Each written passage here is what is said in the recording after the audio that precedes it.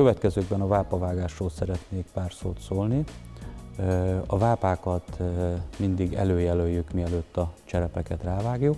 Ez azt jelenti, hogy a vápa közepétől fölfele 10-12 cm-t följelölünk, alul-fölül, és egy kicsapó zsinór csíkkal húzunk egy egyenes vonalat magába a vápába. Ez a vonal lesz majd a vápavágásunknak a meghatározó iránya.